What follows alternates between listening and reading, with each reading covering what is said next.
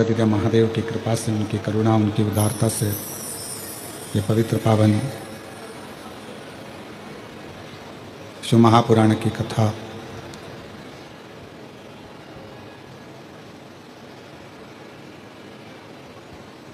श्रावण का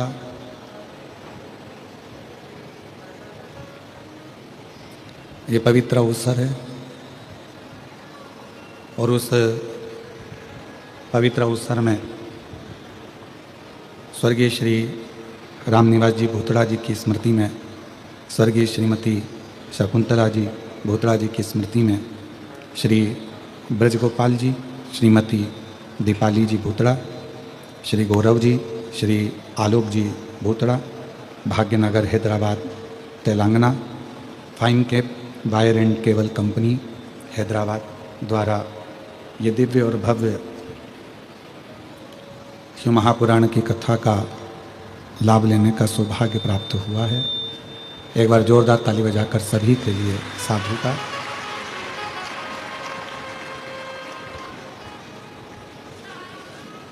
भगवान शिव, भगवान शंकर, ओगड़दानी, त्रिकालदर्शी, कैलाशी, विनाशी भगवान शिव की ये पवित्र कथा जो संपूर्ण जगत का कल्याण करने वाली है, संपूर्ण जगत का उद्धार करने वाली है। आज संपूर्ण भारत में और संपूर्ण विश्व में, संपूर्ण जगत में भगवान कृष्ण का प्रागट्य महोत्सव, आवाज़ नहीं आ रही है ग्राउंड में कहीं पर भी, संपूर्ण जगत में, संपूर्ण विश्व में भगवान कृष्ण का जन्म महोत्सव, प्रागट्य उत्सव मनाया जा रहा है। संपूर्ण सनातनियों को, संपूर्ण देशवासियों को आज भगवान कृष्ण के जन्म महोत्सव की, भगवान कृष्ण के प्रागट्य महोत्सव की बहुत बहुत बधाई हो। सभी को बहुत बहुत बधाई। और तेरी कृपा बिना हिले एक भी अणु। आवाज क्लियर करो, आवाज क्लियर करो, साफ आवाज आना चाहिए। तेरी कृपा बिना न हिले एक भी अणु, लेते हैं श्वास तेरी कृपा से तनो तनो। बखान क्या करूं मैं राखों के ढेर का, चपटी भभूत में खजाना कुबेर का। हे गंगाधार मुक्ति द्वार ओमकार तू, भोले ओमकार तू। आयो शरण तिहारी शंभु धार धार तू। भगवान शिव की बड़ी कृपा है, उनकी उदारता, उनकी करुणा है, उनकी दया है, जो आज जन्माष्टमी के पवित्र अवसर पर भगवान शिव की ये पवित्र कथा अपने अपने घरों में रहकर, गला खींच रहा है, अपने अपने घरों में रहकर भाग्यनगर हैदराबाद से ये पवित्र कथा का लाभ आप और हम ले रहे हैं। एक आग, दूसरा है सांप और तीसरा है पाप। डीले कम कर दो, आवाज क्लियर कर दो।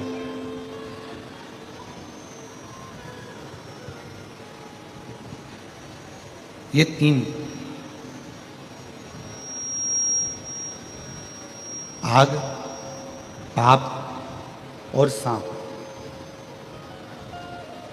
इन तीनों से जितना बचने का प्रयास करोगे, इन तीनों से जितना बच सकते हो बचने का प्रयास करिए। तीनों से बचने का जितना जितना प्रयास करोगे, जितना जितना प्रयास करोगे उतना उतना जिंदगी का आनंद ले सको। आग दिख रही है, अग्नि दिख रही है, आग नजर आ रही है, अग्नि नजर आ रही है, उससे थोड़ा दूरी हो जाओ।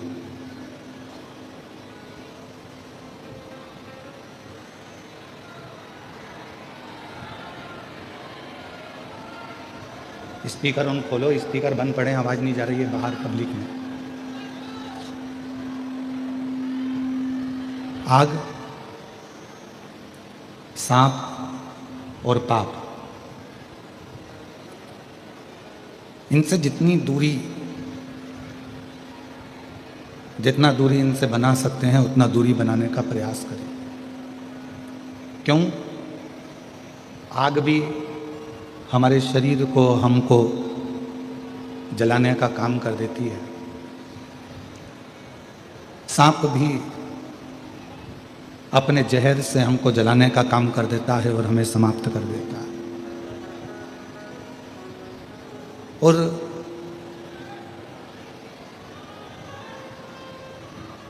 पाप भी, ये पाप का काम भी ऐसा ही है। ये भी हमें नष्ट करने का, समाप्त करने का काम करता है। तो जितना हो सके, शिव महापुराण की कथा कहती है, भगवान शंकर का चरित्र कहता है, शिव महापुराण की कथा कहती है कि आग, सांप और पाप, इन तीनों से बचने का प्रयास करिए, तीनों से। और जितना जितना आप और हम पाप कर्म से बचने का प्रयास करेंगे, जितना जितना पाप कर्म से बचेंगे, उतना उतना हमारे जीवन में परमात्मा की प्राप्ति, शिव तत्व की प्राप्ति हमारे जीवन में होना प्रारंभ हो जाएगी। और शंभु शरणे पड़ी मांगूं घड़ी रे घड़ी, दुख काटो दया करी ने दर्शन आपो। शंभु शरणे पड़ी मांगूं घड़ी रे घड़ी, दुख काटो दया करी ने दर्शन। तो शिव महापुराण की कथा कहती है, भगवान शंकर का चरित्र कह रहा है, शिव तत्व कह रहा है, शंकर भगवान की पवित्र कथा कह रही है। आग भी हमको समाप्त कर देती है, सांप भी हमको समाप्त कर देता है, और हमारे जीवन का किया हुआ पाप कर्म भी हमें समाप्त कर देता है। एक बार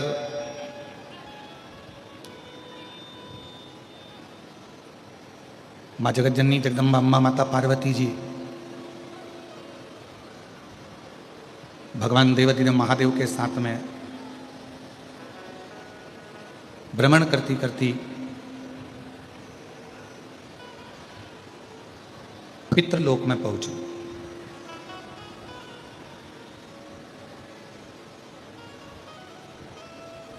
पितृलोक का नज़ारा जो देखा, बड़ा सुंदर, चारों तरफ श्वेत ही श्वेत स्वरूप था, चारों तरफ श्वेत श्वेत स्वरूप है,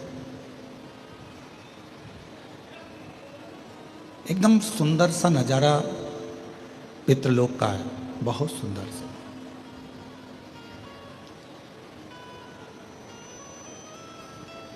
जैसे ही भगवान शिव जी, शंकर जी को भगवान देवाधिदेव महादेव को आया हुआ पितृलोक में देखा गया, तो पितरों ने भगवान शिव जी का आदर करा, सम्मान करा, सत्कार करा।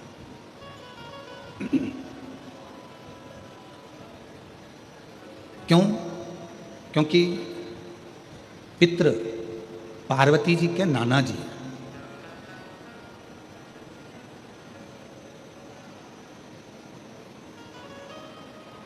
अब अपनी नातिन के दामाद को आया हुआ देखकर आदर सम्मान सत्कार किया गया। पितरों की 3 बेटियां हैं, मैना, धन्या और कला। ये तीनों पितृलोक में रहती थी और बड़े आनंद के साथ पितृलोक में ये निवास करती। गला पकड़ रहा है, बार बार खींच के बोलना पड़ रहा है। मैना, धन्या, कला ये पितृलोक में रहती, पितृलोक में निवास करती, बड़े आनंद के साथ में रह रही थी।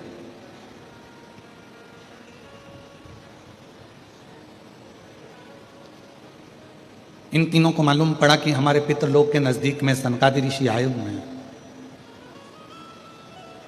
दर्शन का भाव प्रकट हो गया। कुछ मन के संशय थे, उस संशय को समाप्त करने के लिए उस संशय को समाप्त करने के लिए मैना, धन्या, कला तीनों की तीनों अपने पिताजी से आज्ञा लेकर, अपने पितरों से आज्ञा लेकर सनकादि ऋषियों का दर्शन करने के लिए सनकादि ऋषियों का दर्शन करने के लिए शंभु शंभु शंभु शंभु शरणे पड़ी मांगू घड़ी रे दुख काटो दया करी न दर्शन आपो शंभु शरण पड़ी मांगू घड़ी रे घड़ी दुख काटो दया करी दर्शन आपो शंभु शरणे पड़ी मांगू घड़ी रे घड़ी दुख काटो दया करी न दर्शन। पितृलोक में, पितृलोक के नजदीक में सनकादि ऋषियों का आगमन हुआ है। अब मैना, धन्या, कला तीनों ने विचार करा कि अपने पितृलोक में, पितरों के नजदीक में, पितृलोक के नजदीक में संत आए हैं, साधु जन, तपस्वी जन, साधक जन, उपासक जन आए हैं, चलो चलकर दर्शन कर यार।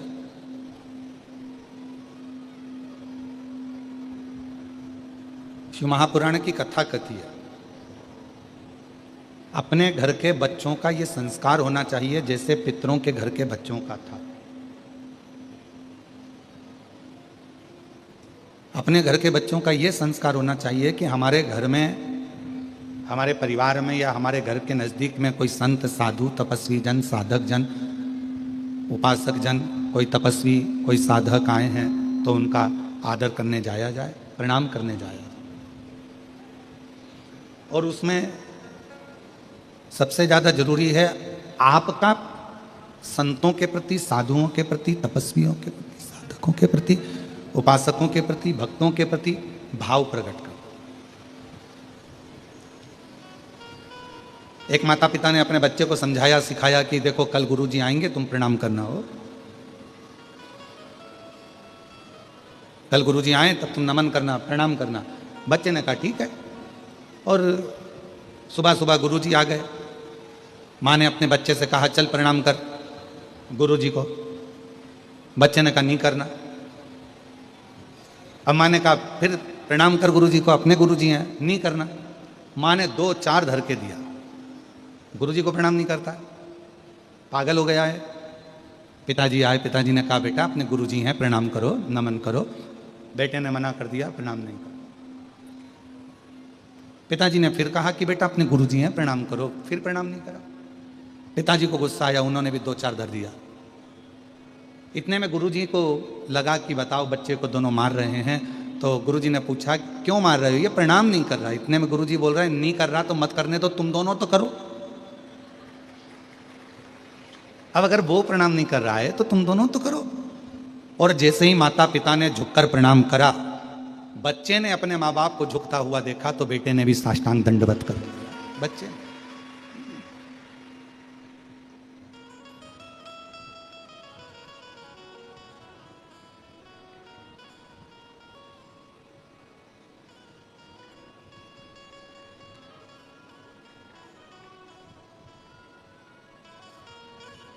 कल जब हम भोतड़ा जी के यहाँ हम जिस बिल्डिंग में ठहरे हैं 22 मंजिल पे, और 22 मंजिल से नीचे आए, फिर वो जहाँ पर सबसे मिलने का था वहाँ मिल रहे। हम जब वापिस चले तो हमने ब्रज गोपाल जी से कहा कि पहली बार हमारे जीवन में हम इतने सारे लोगों से मिल रहे हैं, नहीं तो हम तो 15, 20, 25 लोगों से मिलना हो जाता है और श्री शिवाय नमस्तुभ्यम कहकर अपना पाठ चालू कर देते हैं। अब आपके यहाँ तो इतना, तो ब्रज गोपाल जी बोले, गुरु जी ये जो लोग आए हैं बड़ी श्रद्धा के साथ आए और बड़े विश्वास के साथ। अब इसमें कुछ लोग तो ऐसे हैं कि हो सकता है हमसे परिचित हो, और कुछ लोग ऐसे हैं कि नहीं भी परिचित हैं। और गुरुजी इतना विश्वास लेकर आए, और हमारी माँ हमसे कहती थी और हमारे पिताजी कहते थे कि कोई भी आए उसके आदर में, सम्मान में कमी नहीं होना चाहिए। हमारे मन में आया यही माता पिता का संस्कार, यही संस्कार माता पिता का सबसे बड़ा। माँ ने अपने बच्चे को 2 थप्पड़ दिए, पिताजी ने 2 थप्पड़ दिए, मारा, प्रणाम करो प्रणाम करो प्रणाम करो प्रणाम करो।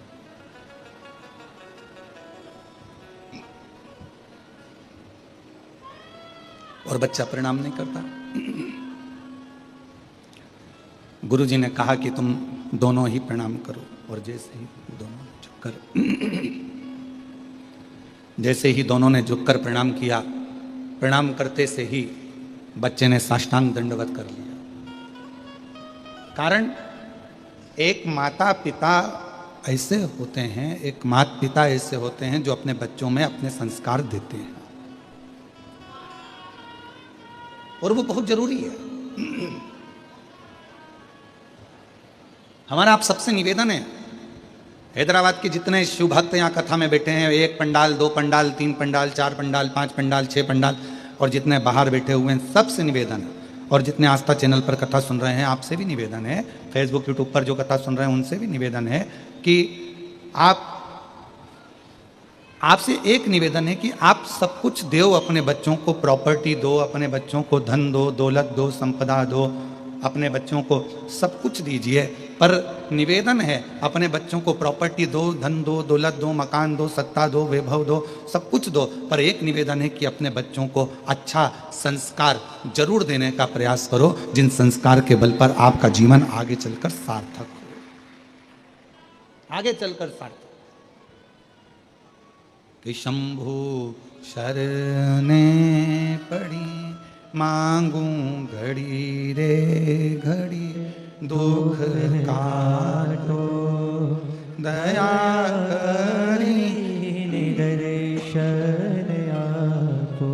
ओ शंभु शरणे पड़ी मांगूं घड़ी रे घड़ी, दुख काटो दया करी निदर्शन आपो। शंभु शरणे पड़ी मांगूं घड़ी रे घड़ी, दुख काटो दया करी निदर्शन आपो। तो अपने बच्चों को सब कुछ दो, प्रॉपर्टी दो, दौलत दो, धन दो, संपदा दो, गाड़ी दो, बंगला दो, तुम्हारा मन पड़े जो जो दो, पर इतना याद रखो कि अपने बच्चों को एक संस्कार भी जरूर दीजिए। संस्कार का होना बहुत जरूरी है। यदि बच्चों में संस्कार नहीं होंगे तो आने वाला समय श्रेष्ठ नहीं होगा, आने वाला समय श्रेष्ठ नहीं होगा। संस्कार का देना बहुत जरूरी है। संस्कार हो बच्चों में तो वो श्रेष्ठता बन जाती है। संस्कार का होना जरूरी, और जितने जितने जीवन में आप श्रेष्ठ संस्कार दे सकते हैं। और हमारा तो निवेदन है, जिस घर में माता पिता का आदर होता है, जिस घर में माता पिता का सम्मान होता है, जिस घर में माँ बाप की इज्जत होती है, जिस घर में बुजुर्गों का सम्मान होता है, जिस घर में बड़ों का आदर होता है, उस घर में कभी संपदा की, लक्ष्मी की कमी नहीं आती है। संपदा बढ़ती चली जाती है, संपदा बढ़ती चली जाती है। बस आप जितना आदर कर सकते हो, जितना सम्मान कर सकते हो, जितना आदर कर सकते हो वो करो। शिव महापुराण की कथा कहती है, भगवान शंकर का चरित्र कहता है, शिव तत्व कहता है, शंकर भगवान की पवित्र कथा कहती है। पितृलोक में जैसे ही भगवान देवादिदेव महादेव का आगमन हुआ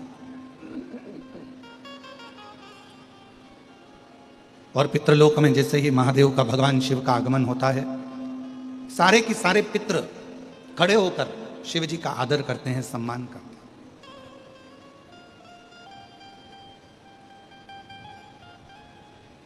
अब कितनी सुंदर बात कही है, पितृ शिव जी का आदर कर रहे हैं, शिव जी पितरों का आदर कर रहे हैं, क्योंकि ये हमारे धर्म पत्नी माता पार्वती जी के नाना नानी हैं।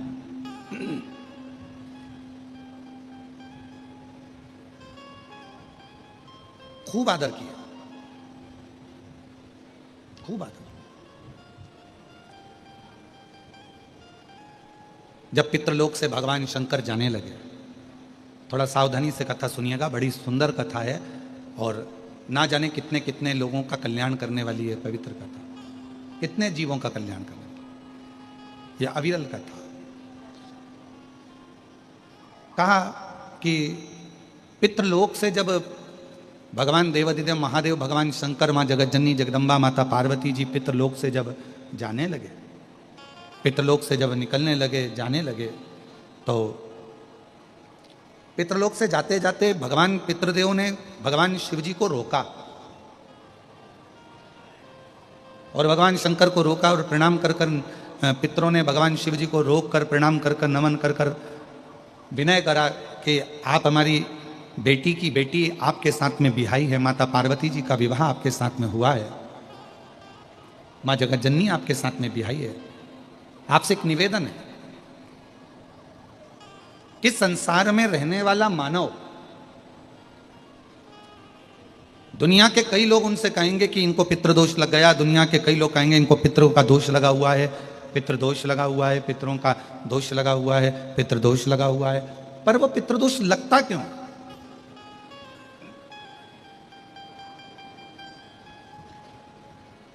पितृदोष लगने का कारण है क्या? आपने अपने गए हुए पूर्वजों के लिए तर्पण भी करा, पिंडदान भी करा, तिलांजलि भी दी, ब्राह्मण का भोजन भी कराया, सब कुछ करा, जो आपसे बन सकता था आपने सब कुछ करा, सब कुछ। फिर पितृदोष कैसे लग गया? फिर पितरों का दोष कैसे लग सकता है? तो पितरों ने तुरंत भगवान देवादिदेव महादेव से कहा कि संसार सागर में माता पिता के रहते हुए उनका आदर ना कर पाना, या माता पिता को जब प्यास लगी उस समय पर जल प्राप्त ना हो पाना, या किसी ना किसी रूप में माता पिता के पूर्वजों के आदर से वंचित रह जाना, फिर माता पिता के चले जाने के बाद, बुजुर्गों के चले जाने के बाद वो दोष घर में लग जाना पितृदोष की संज्ञा में आता। और पितृदोष के 4 लक्षण सबसे प्रबल हैं। ये कोई भी अनुभव कर सकता है। पितृदोष के 4 लक्षण में पहला लक्षण है 1 रुपया कमाओ, 1.25 रुपये खर्च हो रहे हैं, समझ लेना पितरों का दोष है। दूसरे नंबर का, एक व्यक्ति घर में बीमार है, ठीक हुआ, दूसरा बीमार पड़ गया, तीसरा ठीक हुआ, चौथा बीमार पड़ गया, घर में कोई ना कोई निरंतर बीमार पड़ा हुआ है, दवाई गोली लगी रही है, समझ लो पितरों का दोष है। तीसरे नंबर पर आप कोई पूजन की थाली लगाए, किसी को भोजन देने जा रहे थे, किसी को पानी देने जा रहे थे, किसी को भोजन का कोई नाश्ता देने जा रहे थे, और आपकी ट्रे में से, आपकी थाली में से, आपके हाथ से अगर कोई भरा हुआ पात्र पानी का गिर गया, नाश्ते का गिर गया, थाली गिर गई, कोई दूध का गिलास गिर गया, कोई सामग्री गिर गई, कोई पूजन की थाली तुम्हारे हाथ में है और पूजन की थाली में से मालूम पड़े कोई सामान गिर गया नीचे, समझ लो कि पितृ का दोष है। और चौथे नंबर पर पितरों का दोष का वर्णन किया गया, घर में जितने सदस्य रह रहे हैं, अगर वो किसी न किसी रूप में एक दूसरे पर चिढ़कर बोल रहे हैं, क्रोध कर कर बोल रहे हैं। प्रश्न बहुत छोटा सा है, पत्नी ने कुछ कहा, उसका उत्तर पति ने चिढ़कर दिया, पति ने कुछ कहा, पत्नी ने चिढ़कर उत्तर दिया, बच्चों ने कुछ कहा, माँ बाप ने चिढ़कर उत्तर दिया, माँ बाप कुछ बोले, बच्चे चिढ़कर उत्तर दिए, समझ लेना कि कहीं ना कहीं पितरों का दोष। तो भगवान पितृदेव ने अपने दामाद से, भगवान देवादिदेव महादेव से कहा कि संसार सागर में हो सकता है कि संसार सागर में मनुष्य रहता है, मानव रहता है, और उससे गलतियां हो जाती है। तो पितृदोष अगर संसार के लोगों को लगे तो हमारा एक निवेदन है, आप जाते जाते वर दीजिए कि ये पितरों की शांति आपकी आराधना से पूर्ण हो जाए, बस इतना वर दे दीजिए। शिव जी उस समय पर मौन हो गए, भगवान देवादिदेव महादेव एकदम मौन हो। पार्वती जी ने शिव जी से कहा, आप हमारे नाना जी को वर नहीं देंगे? आप हमारे नाना नानी को वर नहीं देंगे? इन पितरों को और पितरानी को आप वर नहीं देंगे?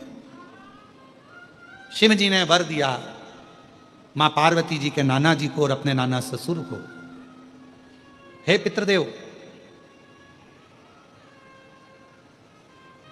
मैं आपको वर देता हूं, श्राद्ध पक्ष के 16 दिन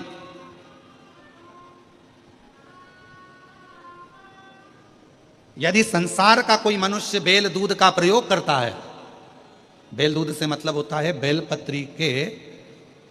बेलपत्र के ये मध्य भाग जो होता है, बेलपत्री की जो नीचे की 2 पत्तियां जो होती है, ये 2 पत्तियां जो बेलपत्री की होती है, इस बेलपत्री की दोनों पत्तियों को शिवलिंग पर जब आप रखते हैं, शिवलिंग पर रखने के बाद में आपके हाथ में जो कटोरी में दूध है, वो दूध इन दोनों पत्तियों पर, ये पितरों के भाव से, पितृ पितरानी के भाव से, आप दोनों पत्तियों पर बेल दूध को अगर समर्पित कर रहे हैं, बेलपत्र समर्पित करने के बाद थोड़ी सी कटोरी में अगर गौमाता का दूध है और ये दोनों पत्तियों पर अगर आप अपने गोत्र से दूध चढ़ा रहे हैं, तो संसार में ऐसा कोई व्यक्ति नहीं है जिसके ऊपर पितृदोष लग जाए, पितृदोष समाप्त होकर ही रहता है। शिवलिंग पर बेलपत्र चढ़ाई, बेलपत्र चढ़ाकर ये नीचे की जो पत्ती है, आपका जो दूध का भाग है वो 2 पत्ती पर चढ़ना चाहिए, तीसरी पत्ती पर जल का भाग आता, 2 पत्ती पर आपका दूध का भाग रहे। और जब बेल दूध का प्रयोग आप करते हैं और दूध बाबा को 16 दिन श्राद्ध के, अगर कोई कह दे कि आपके घर में पितृदोष है, ये दोष